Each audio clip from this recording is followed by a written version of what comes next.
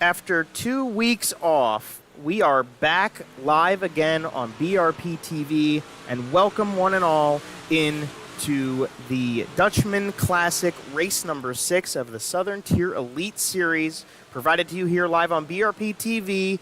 This is the start of the second half of the season for these dirt modifieds, and we are at Lernerville Speedway tonight in the virtual Sarver, Pennsylvania. I am alongside my co-host, as always, Mr. Jonathan Howe. Jonathan, welcome back to the booth. Welcome back after an extended Christmas and New Year's break. Hopefully it treated you well. Yeah, it was a good time, honestly, nice and quiet. We got some snow on the ground up here in the Great White North. It's, you know what? It's feeling like a good start to the year, and I think this is going to be a great way to start 2026. Absolutely, and all of these 20 drivers who are here tonight are going to be looking to do the exact same and set their 2026 off with the right tone, as we've got 5 races down and 5 races to go, including tonight for this championship, as we continue towards the Cacti Cup presented by Cacti Fabrication for these drivers. Practice has gone through about 15 minutes for these drivers to get used to the wonderful Lernerville Speedway and the fact that we've got a berm and no guide rail wall around the outside of the majority of this racetrack. So we're going to have to watch tonight and see guys like Jesse Hedges, you see him right here, riding on the absolute brink of disaster. That is going to be the tone and the ride for tonight. Practice ends with Gary Edwards III atop the board. Jonathan, something we're used to seeing. Alongside him, Isaac Salas and Bo Curbo in the top 3. I think it's more of the same for those guys we expect to see up at the top at the end of practice. Yeah, absolutely. It's, I kind of wondered if the break was going to bring in anybody new, or if we'd see kind of the rise of, well, I guess continued rise of some of the favorites, and it seems like that's exactly what's happening. They're picking up exactly where they left off, but qualifying does present some opportunities for some surprises, and we've seen surprises throughout the year, so who knows? Who knows? We've got plenty to see, and all of the heavy hitters are here tonight. We've got Anthony Perego, we've got the Rosellis, we've got Dean Reynolds, and we are ready to bring them to you, and hopefully we can get some of them up on the screen here to show you. There we go. We've got Brendan Finley, who had a great run last time we raced at Knoxville in the J7 machine. He's the first car out onto the racetrack that we will catch on screen. So we've got 2 laps, 3 minutes. Get it right, Joseph, for you to see who starts where in the heat races. There should be 3 of them tonight, and then we'll see a consolation to help set the grid, and then we will go into our 40-lap main event this evening. And at the top of the board right away, Gary Edwards III, and we'll try to look around to see more of these guys who aren't quite done with putting their laps up on the board, and we can watch a lap along with Dylan Smith, Jonathan, as he goes to the inside of the racetrack. Seems like Dylan Smith is due for a breakout. That's kind of what I've been feeling. I've been feeling a big run from this 15 ride, and it all starts in qualifying. So let's see if he can put a good lap together and maybe climb the charts and put himself in position for that good run. Goes up to 6 quick, so, I mean, he's right up in there, and he's going to have a pretty decent starting spot for his heat, probably. Let's see if he improves it all in the second lap. Doesn't look like it. He'll stay at that 14.8. 1-6. Isaac Salas, though, no surprise there. Fastest man in Lernerville. Fastest man indeed. He's got about a half of a tenth, 500ths on Gary Edwards III. So Isaac Salas holding true, as he is now, 4 for 6 as the fast qualifier in qualifying sessions this year. He has missed 1 event, so he only has been beaten in qualifying 1 singular time, Jonathan. That is a heck of a stat to put up. But with 2 wins to his name, he's looking to try to convert more of those into victories. And maybe, since he will start on pole for the first of what's actually 2 heat races tonight, maybe he will be able to get that done, Jonathan. We'll see. I mean, I feel like Isaac Salas on the pole is going to be pretty tough to beat. Salas, Perego, Roselli, Higbee, Dean Reynolds, he's been another one that I've had circled for a breakout run. He's had some good runs to start the year, but has not been able to fully put it together and find the consistency that I think he would like. Dominic Roselli in this heat, too. It's a pretty stacked one, I got to say. Yeah, this is a stacked heat race all the way back to the end of it. Matthew Schultz has had some good runs. Bo Curbo was 3rd fastest in practice. So you've got 10 drivers out on track for 8 laps, and that is going to be how we start this evening off, and hopefully it goes well, and hopefully we see some cool stuff out on the racetrack. We've got to put Isaac Salas up on the board here as Anthony Perego, actually not in the 44 car. He will be scored as the 44, but not that tonight. He's actually driving an 18 car, a light blue and white action up there. Jonathan, I don't know if you recognize that car. I do recognize it. That is a beautiful scheme on that 18 ride. I was going to say about it, the driver is escaping me of the original. Is that Gary's dad's, one of his dad's rides? I think so, right? That, honestly, I do not know.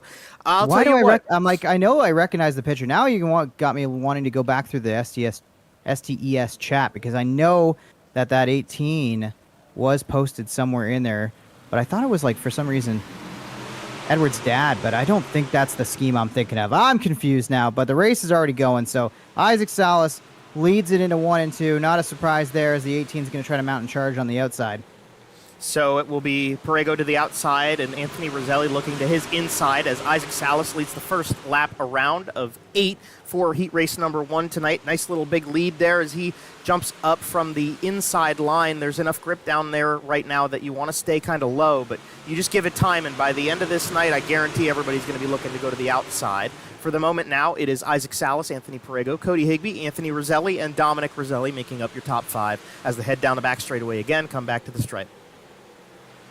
Salas is still up front. Perego rocking that 18 ride. I'm going to need to do my research, because I know I recognize that car, but it's not coming together with who or where I would see it from. Wish I had my stat man Fran with me. He knows all the race car schemes and matches all the names to him. Right now, though, Cody Higbee is the driver I'm watching. It seems like he's lining up Perego here for something, but he just can't quite get the bite he needs through the middle of the corner, stay alongside, and complete the pass. Salas is kind of driven away with it slightly. Nothing crazy here, but Perego doesn't appear to be gaining too much, although that lap looked pretty good. Yeah, Perego's starting to look to the outside. That's the place you want to go at Lernerville, generally speaking.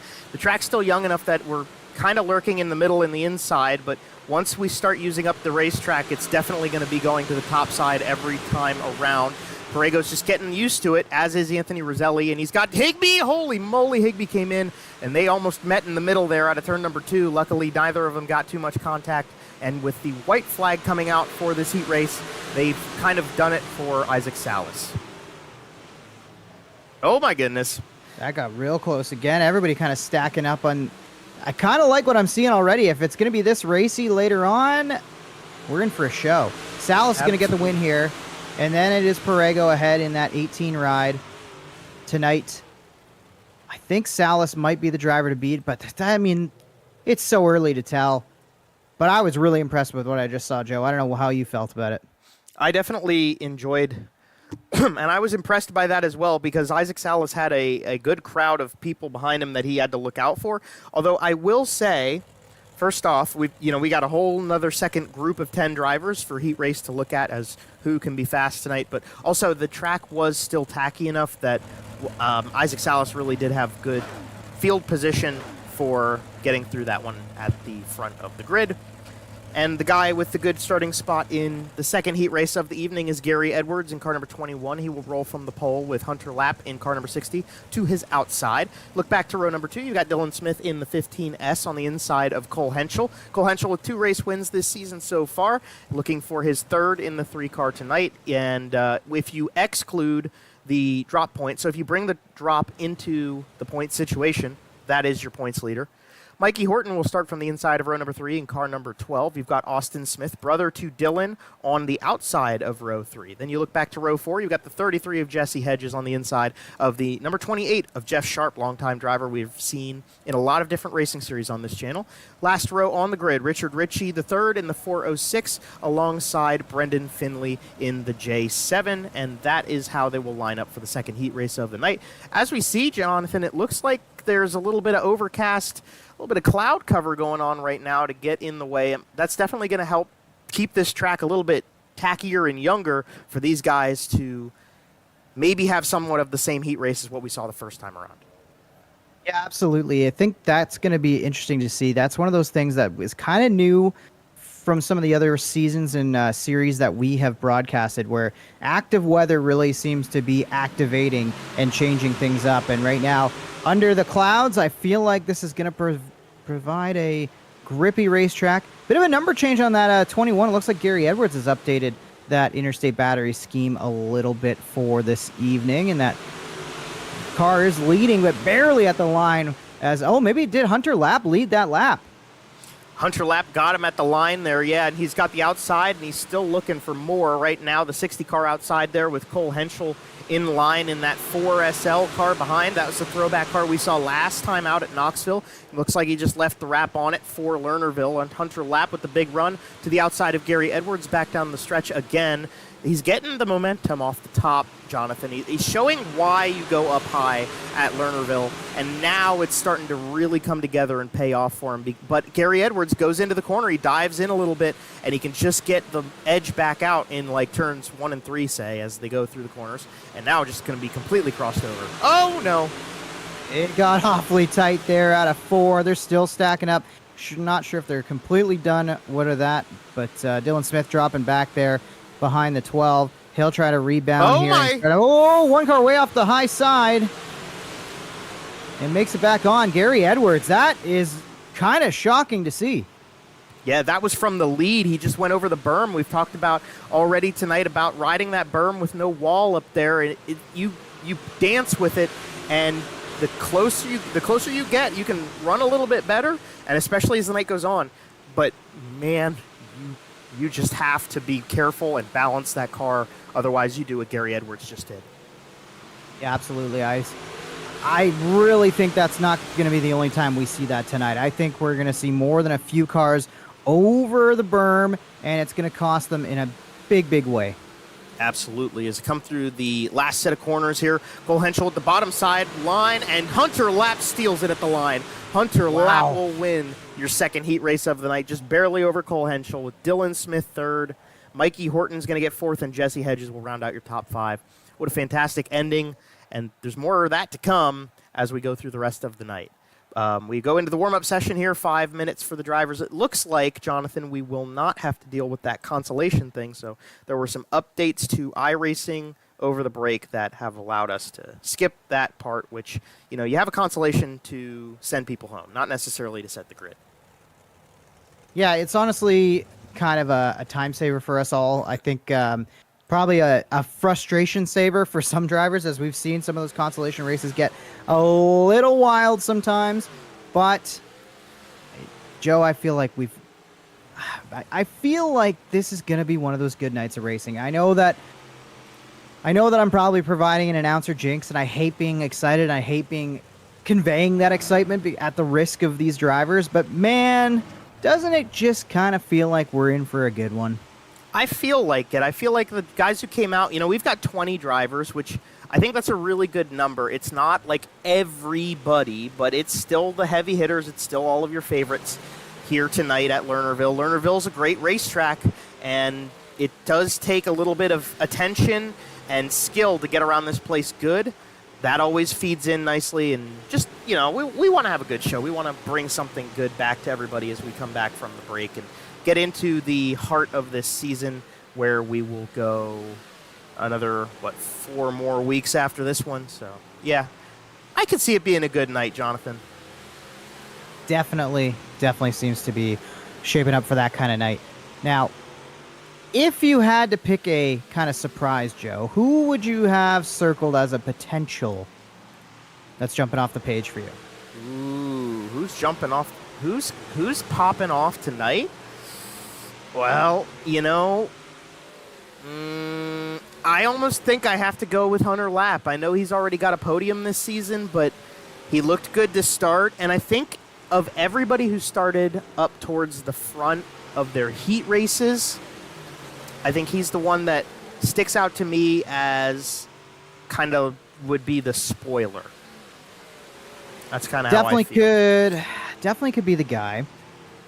I'm wondering if it's possible we see a Roselli in victory lane tonight. Yes, we could definitely see Anthony or Dominic in in victory lane tonight. Dominic Roselli here is usually the 80 car. He's scored as the 80 in timing and scoring. This is his real-life car number 88, that he brought out for the race tonight. So in some different colors, we might see Dominic Roselli take advantage of those different colors. And then Anthony, Anthony is always strong. Anthony's up in the points, third in points coming into tonight. But that right there, he did the thing we're waiting to see. That's what you don't want to do in the feature. So you find the edge now, so you know how far you can push it during the feature. I guess that's the way Anthony's going to go here. Yeah, absolutely. And I think, Joe, I feel like the other thing about this particular racetrack, as we see one guy go way off the high side of things, is I feel like it does widen out, which provides a bit of temptation to keep pushing, and it's almost like it baits you. You know, I don't know if you feel that way, but anytime I drive on Lernerville, I feel like I've got this. I could keep pushing it. I could keep dipping the toe over the edge, and then all of a sudden, I'm over it, and it's gone sideways in a big way for me. Oh yeah, absolutely. It's like you just push it, and then you find that you've pushed it too far. And that's the hard part about this racetrack. You really have to know the bounds of your race car to know where your right rear is. So you can place it right in the exact spot you need it to be in, so that it sticks there and doesn't go over the edge. And as soon as you push it just like an inch too far, you know, it's precision. It is absolutely a precision racetrack, and you need to be aware of that. And you can't do anything too crazy to try to make a pass at the end of the race. You know, like no dive bomb to bounce off the wall like we see at Port Royal. That doesn't happen here. So, yeah, it's got the banking, so it's a little bit of a bull ring. I've never been to this racetrack in real life. It's on my bucket list. It's a fantastic facility, and tonight it will hopefully bring us just as good of a show as it always does. Can't be too far from where you're at in the world either, right? Yeah, it is. It's like somewhere around 3.5 to 4 hours from where I live. So, yeah, not too far. Not too far at all. It's definitely doable, and someday it will be done. That's my mentality on Lernerville. But nonetheless, the warm-up session is about to end here, Jonathan, so we'll get ready to jump over into the main event, the Dutchman Classic tonight, 40 laps around. And we want to take a quick second to thank the partners of the series here, Cacti Fabrication, Hig Fab Chassis, Precision Engine Service, Savage House Performance, Vertex Graphics, BRP TV, MDR Designs, Murder Graphics, the Inkvine Company, Creative Turnings, 47 Technology, and the Southern Ontario Dirt Show for being part of what goes into making this show happen. Thank you to everybody who's joined in with us here on YouTube, live on the BRP TV account. We are ready to skid over. And with the invert, Jonathan, we will move over to the starting grid facilities here. Dylan Smith is the one who will start from the pole from the invert. I told you Dylan Smith could be one of those guys having a big night tonight. He'll start from pole. Cody Higbee, though, on the outside. That could be trouble as well for this field, as we've been waiting for that big breakout performance from Cody Higbee. Cole Henschel lines up third. Anthony Perego fourth in this one. Hunter Lapp will be fifth. Isaac Salas is sixth for the starting grid. Anthony Roselli will bring the 7 car to the line in 7th. Mikey Horton, good starting spot for the 12 car tonight. He'll start 8th. Dominic Roselli 9th, and Jesse Hedges rounds out your top 10. Moving back into 11th place on the grid, you got Matthew Schultz in car number 24. To his outside is going to be the J7. Scored as the 007 is Brendan Finley. On the inside of row number 7 and 13th is Brian Lawson in car 57. And then to his outside, he scored as the 406. He's actually still got the throwback livery on it from Knoxville. So you will see the red 55 of Richard Ritchie. Then you've got Dean Reynolds starting all the way back in 15th place. That's a long ways back for Dean in the 79 car. And to his outside, just the same, Gary Edwards III, definitely one we're watching to see if he can come up to the front of the field. Jake Henry goes from 17th place on the grid. Austin Smith 18th, 19th for Bo Kerbo in the 05, and rounding out your grid to start off tonight's action of 40 laps, Jeff Sharp in car number 28. So that is the starting lineup. Your pole sitter showing right there, that's Dylan Smith in the 15S. I think this is the first time we've seen him on the front row in quite some time, and we'll have to see if he can capitalize, as he's got Cody Higbee and a hungry Cole Henschel behind him as well. Got Anthony Perego there in the 18 as well. We'll come back to that as he's running that special 18 car instead of your standard 44. And 20 cars underway. Green flag is out here at Lernerville Speedway. Underway, ready to go. Smith trying to hang on to the top spot. Look at Higbee up on the outside, testing the edges of this racetrack already. Diving to the inside goes the 4 car. That's Cole Henschel trying to make something happen down low. Not able to do it just yet. Higbee back to the top. Higbee's the leader up to the top side of the racetrack. You got Dylan Smith trying to barge in and keep Cole Henschel behind him. As Higbee gets the free ride around the outside, Cole Henschel had to back up there with the 15S car, and look out, we got a yellow flag on the racetrack. Yellow comes out, and it should be Austin Smith, I believe, bringing us this one. We'll have to give it a second here and jump back to the 14S car. We will get our first replay of the night, Jonathan, as we'll see what happened. Early incident in this one, and we'll see. Does kind of feel like this could be one of those situations, too, where this racetrack might be able to produce a lot of this. Oh, is that Salas that went around first? Yeah, Salas with Roselli, both Rosellis, Mikey Horton, Lawson, Schultz. Oh, it's like the big one. Almost everybody's involved from a certain position on back. Ooh, big hit to the outside. You wouldn't believe that the Roselli brothers made contact. Oh, I would never. Yeah, that's what caused the yellow. So it looks, it was weird because it's like a rolling accident. Mm-hmm. So nobody, like, we looked back and it's like, oh, what did Austin Smith do because he was running 20th? It's like, no, everybody was involved.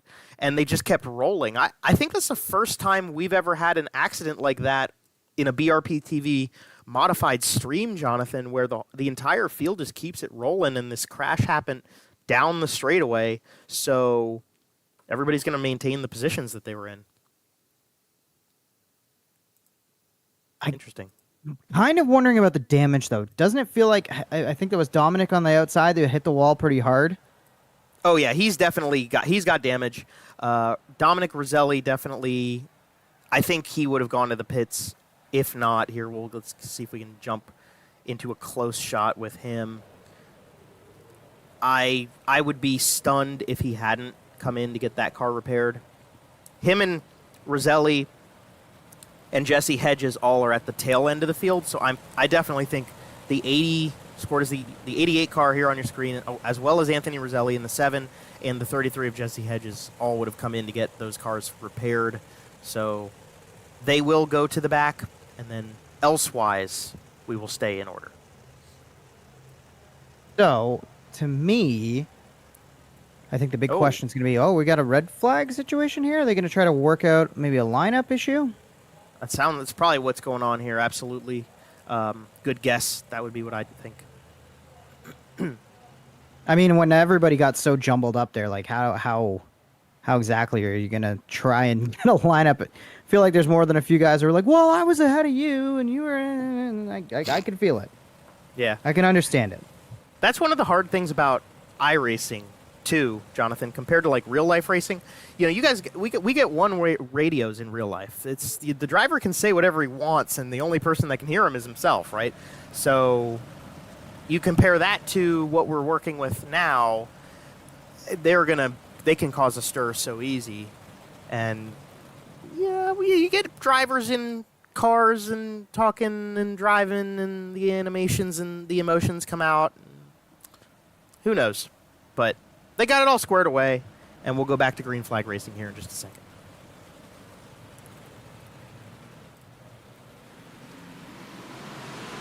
Back to green. Good start from Smith there. Higbee on the inside did not get a great start. He'll try to fight back on the inside through 1 and 2, trying to make the pass on Henschel. Smith out front for now. Higbee back to the top side of the racetrack. Salas trying to rebound there. Hunter Lapp in the battle as well. Everybody chasing that 15 car. Cody Higbee leads the topside run as they follow Dylan Smith down on the bottom side. Isaac Salas there in the 5, and now Henschel jumps up there with Higbee. Matthew Schultz and Mikey Horton in line back there as well. Horton's having a pretty good run right now. He's in the top 10. Brian Lawson on the inside of him. Those two, we're not exactly used to seeing them fighting up in the top 10 and top 5 very much, so tonight's a good opportunity for both of those guys to get a good run in, as they've got Brendan Finley right behind them, rounding out your top 10. He is looking to come back up to the front from the tail end of the grid. Bo Kerbo in the same boat, actually running 11th as well. We got a good little mix of drivers moving their way up from the back towards the front, only 6 laps into this race, Jonathan. Back to the front, trying to move forward in this one, and now we get a pass for the lead. Henschel around the outside. I think the bottom side of the racetrack might be going away, Joe, but you still got to tiptoe around the outside, and you saw 3 cars lined up on the outside, a bit of a freight train now trying to move past Smith. Henschel on the outside now. Higbee's got to run, and following in hot pursuit is Isaac Salas, who we just saw involved in that caution just 6 laps ago. Smith trying to find his way to the top side of the racetrack to join the freight train. Looks like he'll be able to do it, while Anthony Perego still working the bottom side. And I did try to do some research, Joe. I did not see a specific car that is modeled after that is involved in Anthony's life, but maybe there's some sleuthers in the chat that can clue me in, because it does seem so familiar, but I can't figure out why. I actually did get a hint from Anthony Roselli, who's watching the broadcast along while he's racing. After his heat race, he gave me the hint. This is an Anthony Perego Sportsman throwback. So this is a car Anthony ran in his earlier days when he was running Sportsman modifieds. That is where this has come from. So you've probably seen it in the past, Jonathan, back in some of his earlier days of local race, more localized, exclusive racing, when he was coming up to being. Yep, there you go. Yeah, see, I was Googling like big block modified, 358 modified Sportsman, obviously, is where I should have gone. Oh, 1 car way off there. Was that Schultz? Yes, it was. Yep. Matt Schultz. That was hit. Close. Woof. Oh, my goodness. Yep, Schultz was the first to bite the berm tonight, and he almost came back onto the racetrack into Austin Smith. That was closer than it needed to be, but we're back up to the front of the field here. And I'm sure that's not the first. Well, it was the first. I'm sure that's not the last person we're going to see do that in this feature race. It's just a matter of time as they work on the top side of the racetrack. And Cole Henschel, that was close. They are going to keep working the berm and the cushion up until they can't push it any further, and someone's going to find that limit. It's just a matter of time. It's going to happen. It's not a question of if, it's a when.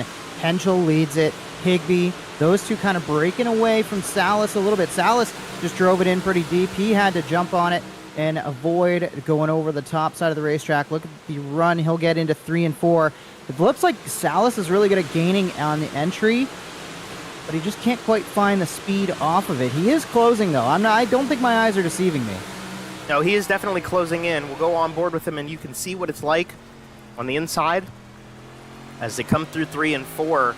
You got to think about, you cannot see your right rear. You really have to know your car and know the dimensions of where that tire is on the racetrack to make sure that you don't go over. But you're absolutely right, Jonathan. He is gaining very much on the 97 and the 4 car ahead of him. As they come back down the front stretch, Higbee and him get the same idea.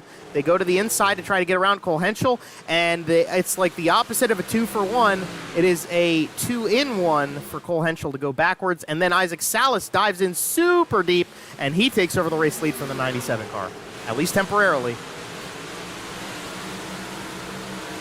Temporary lead. I thought that was going to be a big moment there. I thought Salas was about to run all over Higbee as Higbee struggled off the corner. Slider thrown. Higbee back to the inside. What a battle here as Henschel's now going to try to dive to the inside and try to keep pace with these two. 3 wide for the lead. Henschel backs out of it. Salas back to the bottom. Higbee's going to try to pinch him down. Higbee up the racetrack. Salas is going to clear. No, he's not. Higbee back in front, and the yellow is out, and everybody catch your breath. That was awesome racing, and I hope that the finish looks like that as well. Yellow flag comes out for the 79 car of Dean Reynolds and the 88 of Dominic Roselli. That was a tough piece to see because we were really jiving with what was going on the racetrack right there, but we'll get the replay out and see what happened with these two drivers in, looks like turn 2 is the scene of the accident. Yeah, let's see if we can get a look here at what happened. So this is gonna transpire here in turn 2. So we're a little bit backed up from it, but Dominic Roselli's gonna go in and then meet Dean Reynolds up on the top of the racetrack. Yeah. Big slider? Maybe too big of a slider? Oh, Dean just crushes him, but I mean, where else is he gonna go? Yeah.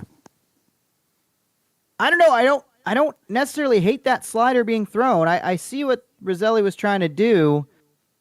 And maybe Dean could catch him a break, but I don't know. Maybe Dean didn't even realize he was there.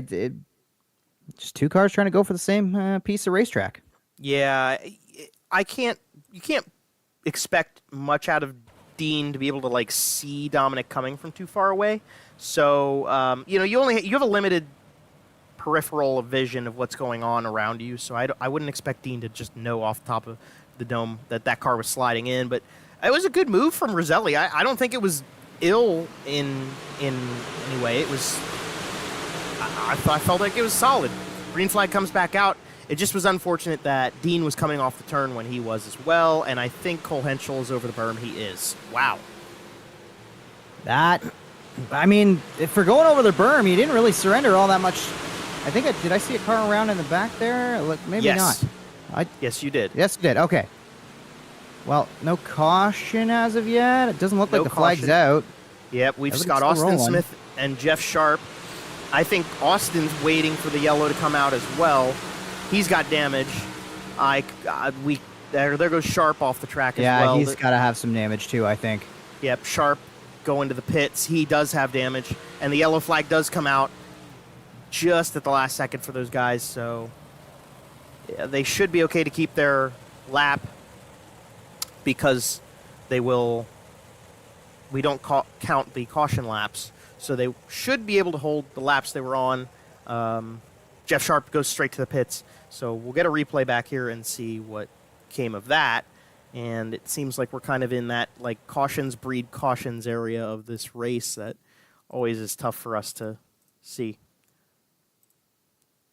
So we're going to be a bit further back from this accident here, but we'll follow Jeff Sharp as he comes out of turn 2 and see how this transpires down the backstretch.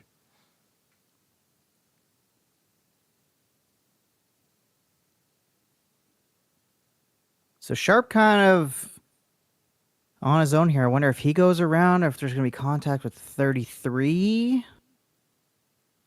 Oh, Dylan Smith's already in trouble. See, Dylan Smith is the car that I think I saw first. I think that was the first car that I saw get into trouble. And then, yes, they all start stacking in.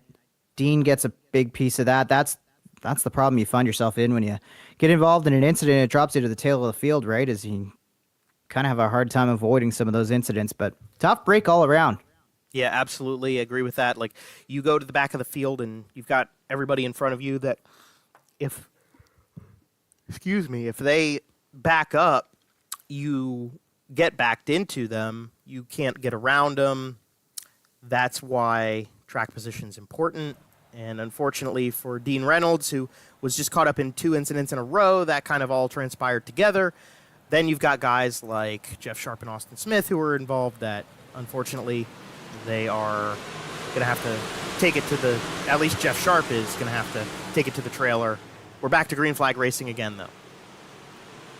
Back to green. Salas has found his way out front. Anthony Perego in this one as well. Big slider thrown there, and he'll hang on to it. Oh, they're tangling behind.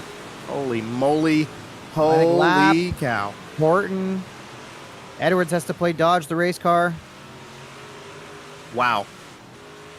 Well, Oh, what do you know? Hunter lap was. I don't know if that was frustration or misjudgment there from the 60 car, but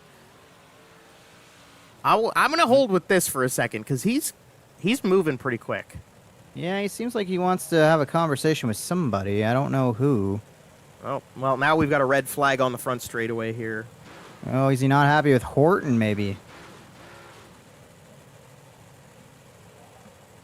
You know, sometimes we'll see this in real life, and it kind of drives me nuts, and it holds up the show, and I get pretty upset about it as an announcer. But when it's just iRacing, it's a little more fun. Oh, he really... He is not happy. I would love glad. to see what happened to cause all this, to be that upset. I'm glad we got that on film. Let's go back. Hunter Lap might not be so happy about it because we've got the receipts for it. But let me see here. Where is Lap? All right, let me jump back one more time. All right. So Horton goes in hard behind Kerbeau and actually takes the both of them and then Yeah, there you go. Horton just went in so hard and gets into them, and then everybody jacks up behind them. The 007 car went airborne. Sheesh. I'll go back again and watch the Finley car. Do a little Monster Jam action. Making the jump. Well, now, Jonathan, okay, we've seen it. Like, what's your analysis on Hunter Lap's frustration there? I mean, I can understand it. I think seeing the full picture maybe might help calm him down, but yeah, I don't know, man. Sometimes if you get a run, you just got to take the run, right? And I guess that's kind of what Mikey thought he could do, and I definitely understand why Lap is frustrated, because this was a good night. This is a night you talked about. Maybe this could be a night that he has this big breakthrough, and 25 laps into this, not looking like it's going to be the case. As green flag out once again, Isaac Salas back in the top spot, searching for another win. Now, this would be win number 3 on the season, and really get him back in the points battle. Anthony Perego, though, if he could get up there and steal this win, he's already found victory lane once himself. He's missed a couple of events, which is kind of shaking up the points for him. But once we throw the drops out, another win on the card might do a lot for him. Yeah. Oh, man, we got a good race going on back here for 5th place between Horton, Kerbeau, and Findlay. But, yeah, that is what Isaac Salas is going to be looking for points, whether it's him or Perego, at least that he can get up at the front there, because Anthony Perego's missed a few races. He's kind of, I won't say out of contention, but he's pretty far out of contention for the championship at this point. So you've got, especially when you've got guys like Henschel and Salas running as well as they have been. But Perego's not going to give up on him too quickly, as he will jump back to the inside line. You see a nice little battle between him and Henschel goes over. Cole Henschel gets he bit the outside there, and he gets clobbered onto the racetrack as he comes back on. Yeah, and the yellow's out. That was due. I mean, we already saw him test the limits once. Oh my gosh. And we're not done yet. Is that Gary Edward? No, that's Schultz. That's upside down. Matthew Schultz upside down. A 20 and some green, and I was like, oh no. But yeah, we're going to have to go back and check that. We're going to go check that out. That was a mess. We saw it kind of starting, and we'll see what we can get here. Get the replay back. I can hear my dad screaming downstairs. He's watching back with us, and here we go. So, yeah. All right, Henschel went over. That's where that happened. And then we'll see him join again here, Jonathan, right where Matthew Schultz is. This is kind of on Cole Henschel. I mean, I get the desperation. You jump the curb, you want to get back into it, and then it just goes horribly wrong for a lot of other people, unfortunately. Dominic Roselli came flying in there too. That went wrong for a lot of people indeed, as Matthew Schultz took a couple tumbles. That's the first time in a couple weeks we've seen somebody go upside down in this series. So Schultz is going to have to he's going to have to go back to the pits and then bring the car back out. He's not going to be in good shape for that. That's a tough break for him as we get closer to the end of this race, because you're running out of time to do something about that. Man, it's one of those things with just 40 laps on the board. This thing is just flying by, and it is so hard to overcome any kind of mistake. And it's really hard to get a flow and get a rhythm of this race. You know, I think that one green flag run where we saw a 3-car battle for the lead, that might be the whole show. And with Salas out front now, he's got to try to run away and hide and avoid that situation and popping up again in this final 10 laps. Although here comes Anthony Perego with a big slider right up in front. Oh, wow, he's trying to make it stick, and he can't quite steal the lead away, but he's close. Now Salas goes to the bottom to cover it off. And up top, here comes Cody Higbee with a head of steam. Maybe that 3-car battle for the lead isn't quite over just yet. Not quite yet, I'd say. Cody Higbee moves to the inside of the racetrack. Perego kind of got snookered last time through 1 and 2 when Salas went down there. Perego's been going down on his own. Isaac Salas uses the top side momentum to hold the race lead that time through. We will see 7 laps to go at the stripe when they come by again. Perego with Higbee, Mikey Horton, and Brendan Finley now moves into the 5th position, passing Kerbo on the outside. That's your top 5 right now. Gary Edwards moving around in there as well, try to get closer to the front and keep his championship hopes alive. But Isaac Salas out front, smooth sailing at this point. He's got a couple car lengths on Anthony Perego. Poland still rolling through, trying to find a way to hang on to this one. Isaac Salas out front, kind of uncontested through 3 and 4 here, driving away comfortably. I say that reserved because with 5 laps to go, this still is not over. Look at Gary Edwards, Joe. How about the drive back up into the top 5 for the 21? Yeah, and he's not done with it yet. He's got Mikey Horton and Brendan Finley in his sights right now. 4 laps to go. Finley goes over the edge. The J7 comes to a complete stop, and the yellow flag will come back out as Brendan Finley, the next one to bite it. And he held it down. Smart decision.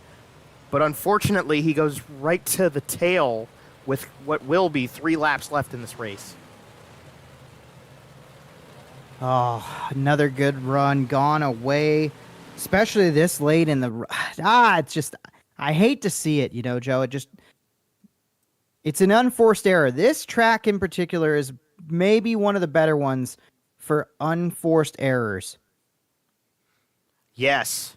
I would agree with that. That's a great take, Jonathan. Absolutely. Oh, Dean, look at Dean. He was sliding up there, too, when it was coming through. Excuse me, I appreciate what Brandon Finley did by stopping because, like, what Henschel did caused a huge accident, and at least this time it was a single car, just unfortunately, but, like, he accepted his fate.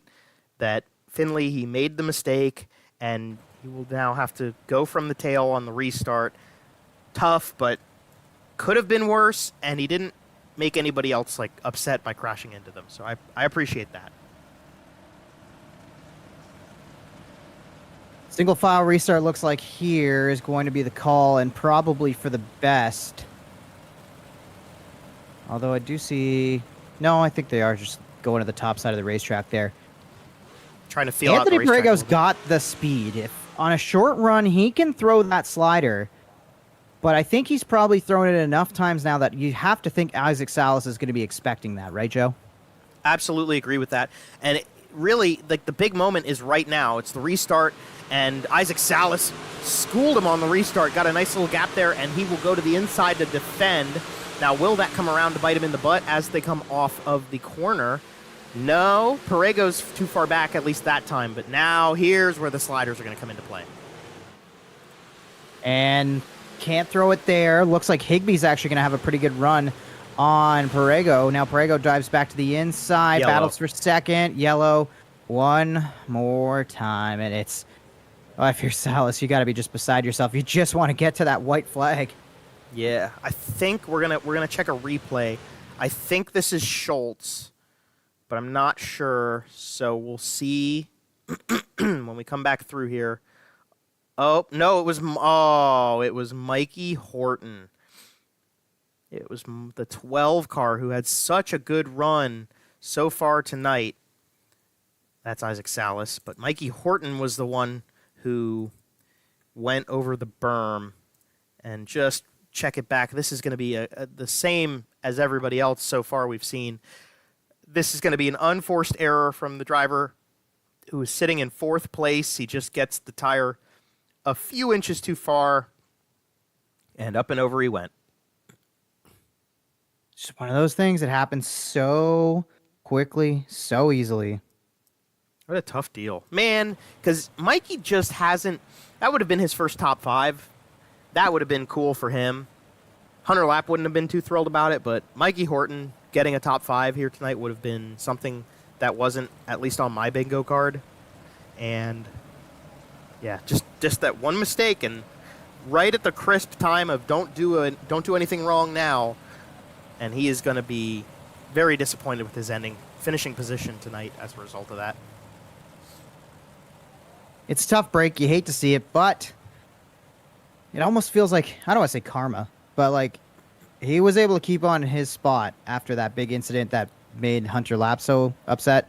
So while we hate to see it, I'm sure Hunter Lapp was a little bit thrilled to see that. Yeah. Yeah, that definitely helped him. It also helped Gary Edwards there as he was fighting his way back towards the front, trying to get as many points back in his spot as possible. We come back here, we'll have the 2 to 1 lap to go with Anthony Perego making a huge dive bomb. 1 lap to go, presented by Precision Engine Service, has him side by side into turn number 1, and Salas has to go low to defend again, Jonathan.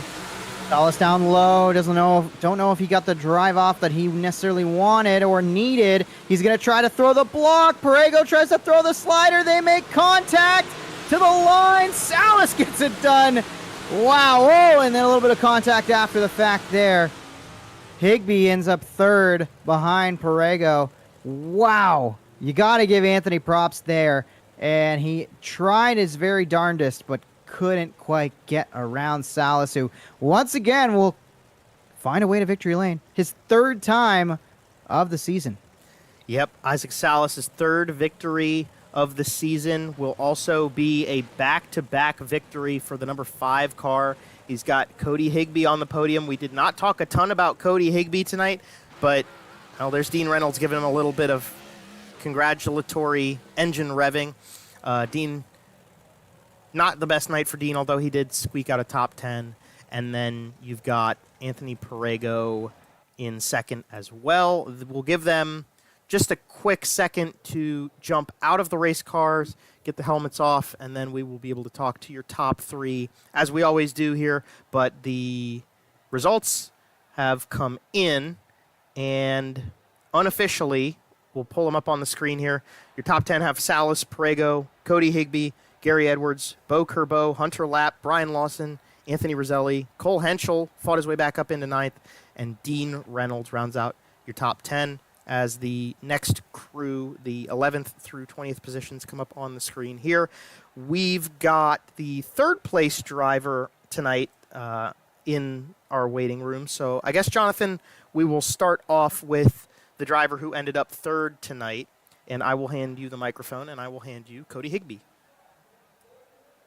Let's get Cody Higbee in here for a chat. Cody Higbee, it's Jonathan Howe up in the booth. You got a copy? Yeah, I got you. Buddy, that was... I felt like an exciting race from our standpoint, and you were right up there for the entire thing. Started 2nd, never dropped below 4th, but couldn't quite secure the top spot to lead. Talk to us about the drive and the topsy-turvy battles at the front. Yeah, I started 2nd there, and I feel like I just spun my tires on the initial start, and it really just hurt me because, Cole got by me, and I knew he was going to be tough to get back by, and from there, it was just hard to build momentum. But then, once Cole and Isaac got by me, I kind of got into a rhythm and was able to run some clean laps. And there was a minute there I felt better than Cole, and I tried to throw a slider on him, and I didn't really clear it all the way. So my bad for that. But it was, tight, hard racing, which is what Lernerville produces. And it's so treacherous running the top side, but it seems like that was the fast spot in the game and behind the wheel. How does it feel to be running the top side of this racetrack, and how easy or how dangerous can it be to dip your toe over that berm?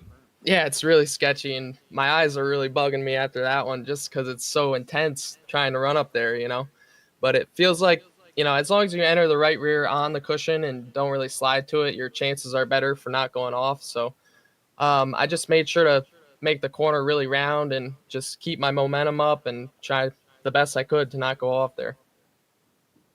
Did a pretty good job of it, I would say, from my vantage point, and a great 3rd place run. That's going to help keep you up towards the front half of the point standings. Who do you got to thank for a great drive?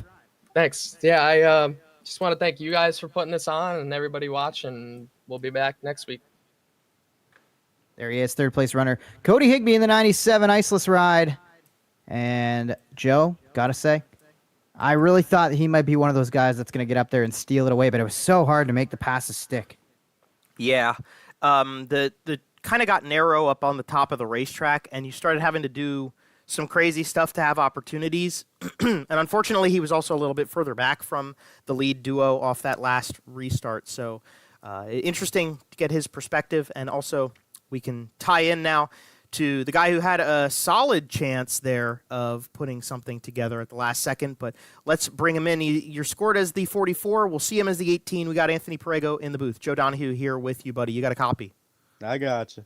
All right. Well, Anthony, you got to talk to us about driving on Lernerville, driving on a track that is as wide as this, but the racing line really gets thin, especially at the end of the race. And you had to do some pretty dainty stuff to try to get around that 5 car. And those slide jobs at the end were some absolute dives, and they just didn't quite work out for you, huh? Yeah, no, I was liking those yellows to at least make it a race, that's for sure. Isaac, he's obviously really good at the stuff, and I've been practicing a little bit here, and there's been some 358 races, and that top line just gets so thin. You just gotta be patient, and obviously, like I said, I was glad there's a couple yellows to make a race out of it. Yeah, talk to me about those yellows at the end of the race compared to the halfway point of this event. We saw a fantastic battle up at the front, 3-car, 3-way battle, going back and forth right up before those yellows started coming together. But once those yellows started coming together, it started giving you that kind of stop, go. Do you think that the stop, go held you in position for second place, or do you think that sort of back and forth racing we saw in the middle of the event, would that have transpired in a way maybe you could have capitalized? Hell, they were driving away from me when they were going back and forth, so I was just glad to get the yellow flags to catch back up. And talk to me about running on this thin piece of racetrack and the precision that it took for you to keep that car right on the bitter edge of that berm up there without going over, like we saw a lot of the guys, like we saw Cole Henschel do, we saw Mikey Horton do at the end of the race, and you did not. So talk to me about making sure that doesn't happen. Yeah, I don't think I really flirt with that edge as much as some of these guys, but if you do get up on there, you do get a huge run off of turn 4, but I think I'm just a little bit conservative, especially in 3 and 4. 1 and 2, I feel like you can hammer it around there pretty good and it'll hold you, but 3 and 4 is definitely a fine line, so I feel like just backing up my corner entry and just trying to keep it as straight as I can. Well, you kept it straight enough, and you did a hell of a job at the end of this race to hold on to the podium in a second place. Looks good for you in this nice-looking number 18 car. Who do you want to thank and shout out here on the broadcast for what it took to get together and get the second place tonight? Yeah, I got to thank my boy Larry and obviously Mikey Horton for dialing up the wrap. We missed last race due to some things that had going on, and I'm just glad to be back and on the podium. That's what we like to hear. Well, thank you for joining us again, Anthony, and we'll be looking forward to see if you can put something together again next week and maybe go one step closer to the top. Yeah, sounds good. Thanks for having us, and have a good night.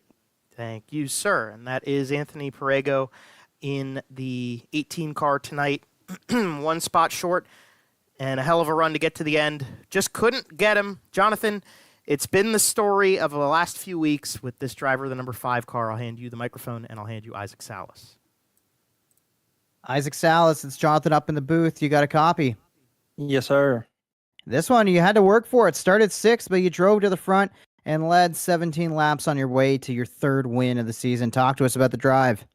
Yeah, buddy, that was a lot of fun. I was pretty committed to the top there, and some good fortune. I know, obviously, early, getting a little bit of contact from the back, when I was trying to stay off of Anthony there, and the car felt fine. But yeah, this is kind of like basically how my home track is. And so, running the top is the fast way around. So I really enjoy this place. And yeah, it was a fine line. You could really throw it in pretty hard in 1 and 2. And, 3 and 4 was a little bit of egg underneath the accelerator there. And that was about it, man. It was a lot of fun. You had some great pressure from behind with Anthony Perego throwing some pretty epic sliders. What were you hearing? What were you feeling? What was your vantage point, and how were you able to defend against those sliders? Yeah, most of it came, I feel like, on the restarts there, and I knew that if I just kind of protected entry in a 1 and 2 on the start, that that he'd probably have a run. I'm pretty sure he was ripping the top, I'd assume. I don't have a mirror, so I don't really know. But yeah, I was just kind of committed to making sure that 1 and 2 was good enough to where when he did throw the bomb there in 3 and 4, that I kind of had enough leeway, enough room, and enough momentum as well to just kind of drive and get back to his inside and battle it out from there. And yeah, it was awesome little slider battle. I know that protecting the bottom in 3 and 4 probably saved my race on the last lap there. Because I knew that he got to my outside going in the last lap, and I just knew that I had to run the bottom as good as I could. And I felt the contact in 3 and 4 and drove away, and yeah, it was pretty awesome. Pretty awesome indeed. And you know what? You start things off in the second half of the year with a big one. Who do you got to thank for the drive? And shout out while you got the time. Yeah, buddy, I appreciate it. Thanks to the guys over at Venom Racing. It's a lot of fun to hang out with all of them. Dean, the Super Dirt Car Series, Magnum Race Designs, JRB Designs for that awesome scheme you guys get to see every week.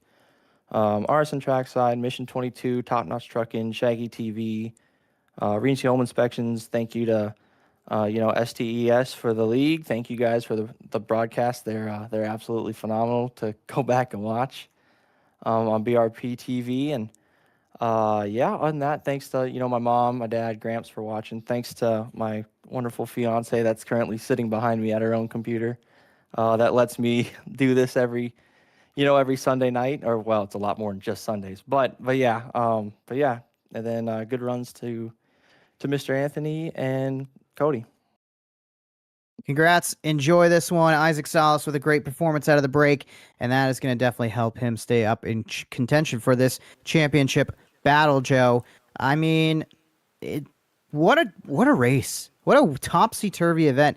I mean, looking at the top 5, like Isaac Salas, Anthony Perego, Cody Higbee, we saw those guys towards the front of the field pretty much the whole time. But we saw Gary Edwards, Bo Kerbo, Hunter Lapp, all involved in incidents, and they drive their way back up for solid top 10 efforts.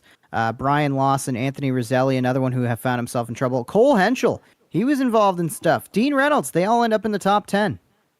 Yeah, we also had that kind of ebb and flow start to happen at the very end, and it was that cautions breed cautions, kind of people moving around and getting involved in accidents that it definitely helped those guys. But yeah, absolutely agreed. Like, you see Cole Henschel up in the top 10 after his incident. Dean Reynolds got into 2 accidents in a row, and he still ended up in the top 10 there. Like, Anthony Roselli was kind of quiet today, but there was a lot of ups and downs and rounds, and Hunter Lapp getting all the way back up in there really shows, like, if you're good at Lernerville, you're going to come back up to the front.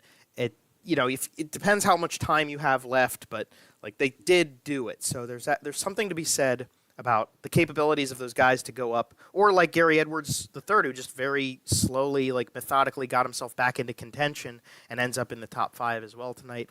Cream rises to the crop at racetracks like this. This is something you really have to have the patience, you have to have the discipline, you have to have the precision.